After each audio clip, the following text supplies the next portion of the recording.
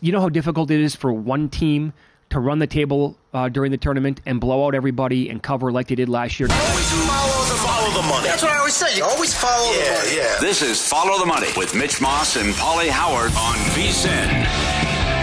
San Diego State, they won late last night. They were impressive. They blew out Yale. They're catching 10 against UConn. Total is 136. I thought the number was going to be 10. So it's right on where I thought the number was going to open. Mm-hmm. Not going to be a bet for me on this game. UConn, can they do this, though, again? You know how difficult it is for one team to run the table during the tournament and blow out everybody and cover like they did last year? Can they do it back-to-back years for a program to do it 2 years in a row? That seems like they have to have a close game, don't they? Well, the Aztecs are up against it. You know, I know it's the Mountain West and then San Diego State, you separate them, but the Mountain West, when 8 seed or worse, 5-37 straight up now since 2003. How about this? Mountain West teams not named San Diego State, 2-14 straight up since 2019. Then you got the game in Boston. So San Diego State, you got the travel, and UConn gets the game in their backyard. You talk about great fan bases. Arizona, the UConn fan base, sure, they'll take over Boston. Yep. So these two teams played late last night.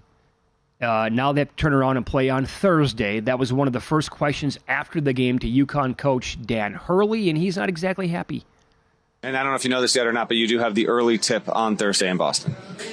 Okay, so it gives me a little bit more us against the world stuff that I could utilize because, I do think that the committee, has tried to make this as difficult as they can on us to do it. The Florida Atlantic, Northwestern, 8-9, obviously, the Auburn, San Diego State, and Illinois, and what they look like with Iowa State. We know what they. We know what they had in mind, and it just, it's more fuel on the fire. All right. You know what? We said that from Sunday night into Monday morning of last week.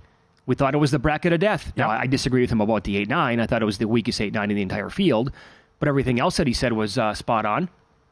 Now they're laying a huge number in the late game. Iowa State's laying 2 against Illinois. Total is 146.5.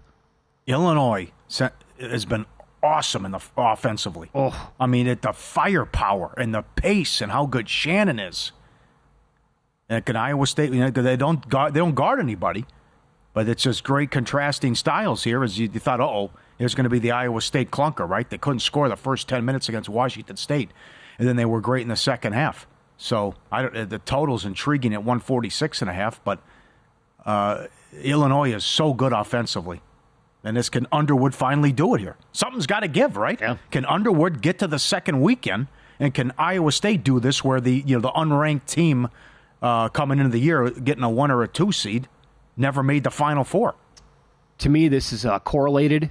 If Iowa State wins this game, and they're laying 2, so it's a possession, if they win and cover, this game actually goes under. Because I don't know if Iowa State can play Illinois' game right, to go over 146.5, get in that style, and also beat the Illini. I think that's the way it's going to play out. Yeah, low-scoring game, Iowa State wins and covers. High-scoring game, it's Illinois. The big guy still hasn't missed a shot for Illinois, right? No. He's perfect in the tournament? Now, can they play 3 consecutive, basically, A games on offense against one of the best, if not the best, defensive team in the country? Mm-hmm.